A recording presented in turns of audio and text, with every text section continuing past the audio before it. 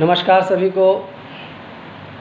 आज मैं पुनः आप सबके सामने संगीत के पारिभाषिक शब्दों में से एक शब्द थाट, संस्कृत में जिसको मेल, दक्षिण भारत में भी मेल ही इसको कहते हैं। मेल को यूँ हम कह सकते हैं कि एक सूत्र, ऐसा सूत्र जिसके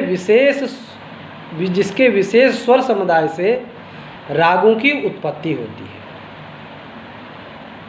ऐसा स्वर समुदाय जिससे उसी स्वर समुदाय वाले रागों की उत्पत्ति होती है, उसे थाट कहते हैं या मेल कहते हैं। पंडित वेंकटमखी जो दक्षिण भारत के विद्वान थे, उन्होंने स्वर के आधार पर उत्तरांग और पूर्वांग को लेकर के 72 थाटों यानी 72 मेलों को सिद्ध किया है। उसी में से पंडित विष्णु नारायण भातखंडे जी ने 20 मेलों को प्रयोग में लिया और उसमें से भी 10 थाटों को यानी मेलों को गायन में प्रयुक्त किया, जो आप सबके सामने मैं एक एक थाट बोलूँगा और उसके स्वर को गा करके बताऊँगा। इन 10 थाटों को सभी छात्रों को तैयार होना चाहिए, याद रखना चाहिए, और अच्छी बात यह है कि वो चीज़ें अपने गले में आ जाए। अब मैं 10 थाट का नाम लेता हूँ। कल्याण थाट, बिलावल थाट, काफी थाट, मारवा थाट, पूर्वी थाट, भैरव थाट, तोड़ी थाट, आसावरी,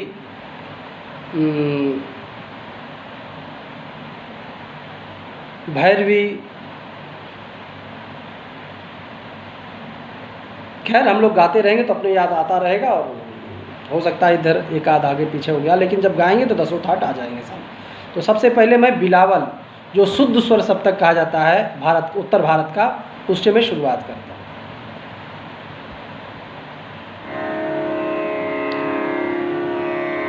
इसमें 7 स्वर शुद्ध लगते हैं। सा रे गा मा पा धा नी सा, सा नी धा पा मा गा रे सा। इसके बाद हम खमाज थाट बोलते हैं। इसमें कोमल नी यानी कोमल निषाद का प्रयोग होता है। किस प्रकार अपने आप निषाद नी चेंज होगा आप देखिएगा।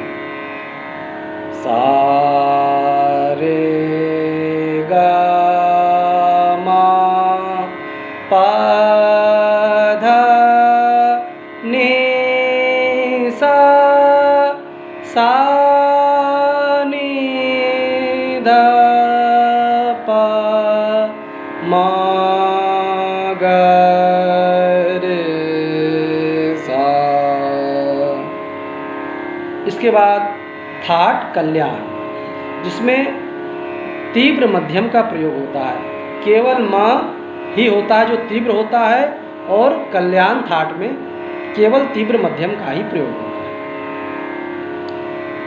सा रे गा मा पा धा नी सा, सा नी धा पा मा गा रे सा।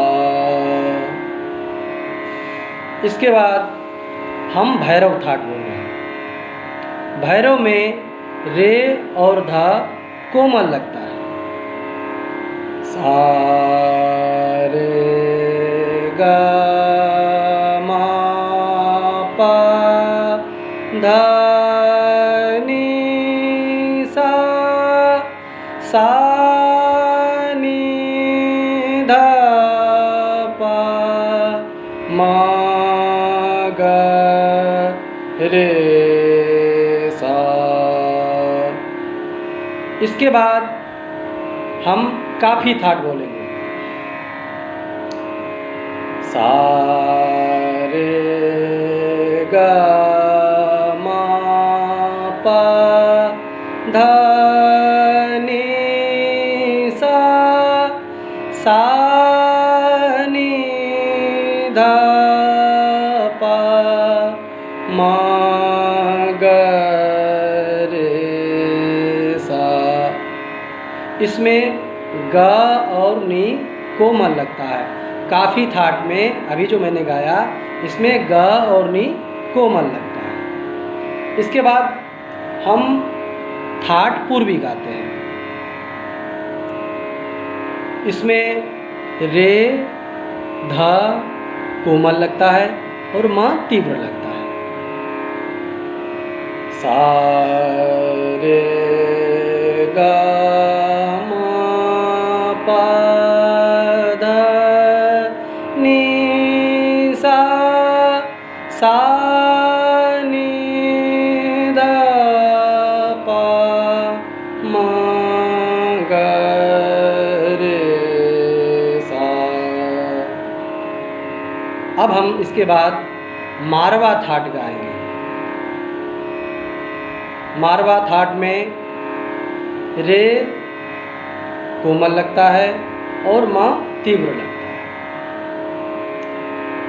सा रे ग म प ध नि सा, सा नि ध प म ग रे सा।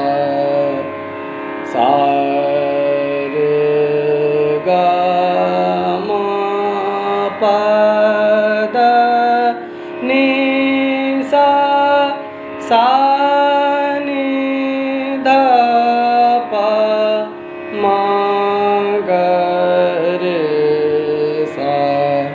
ये मारवा थाट है। इसके बाद हम आसावरी थाट गाते हैं। सा,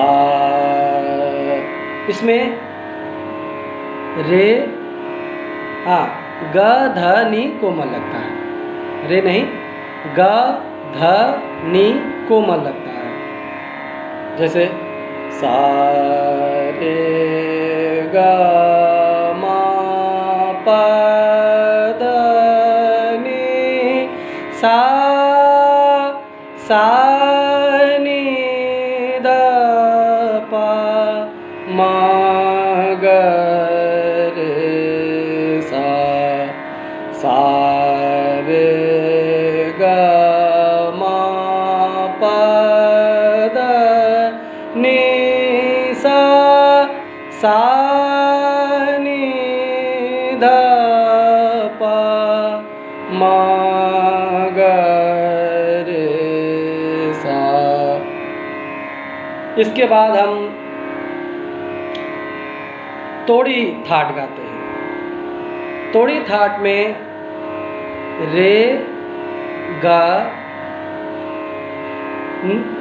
रे ग ध कोमल लगता है और म तीव्र लगता है।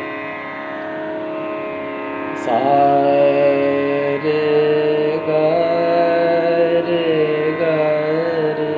सा। रे ग रे सा राग तोड़ी का एक संगति है। मैं इसे बोल रहा हूँ। शुद्ध सप्तक शुद्ध जो थाट है उस प्रकार है। रे ग ध कोमल और म तीव्र। सा रे ग म प ध नि सा, सा नि ध प म ग रे सा। सा रे ग म प ध नि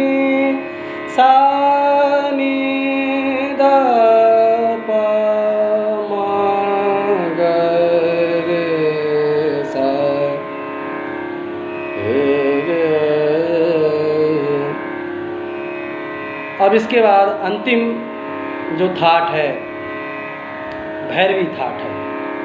भैरवी थाट में रे ग ध नी कोमल लगता है और सभी स्वर पूर्व रूप यानी शुद्ध लगते हैं। सा रे ग म प द नी सा नी ध प म ग रे सा। क्षमा, थोड़ा सा बेसुरा हो रहा हूँ। सा रे ग म प द नी सा सा नी ध प म ग रे सा। तो ये रहा भैरवी थाट। इस प्रकार 10 थाट हैं। 10 थाट को जिस प्रकार मैंने प्रयास किया आपको बताने का, इसी प्रकार है। अगले वीडियो में हम जो 10 थाटों से जो प्रमुख राग निकलते हैं 2-4 में, उसका उदाहरण दूंगा और उसके बाद फिर हम धीरे धीरे वाद्य की तरफ प्रवेश करेंगे। फिलहाल केवल गायन के अंग के विषय में चर्चा चल रही है। तो अभी इतना ही। नमस्कार।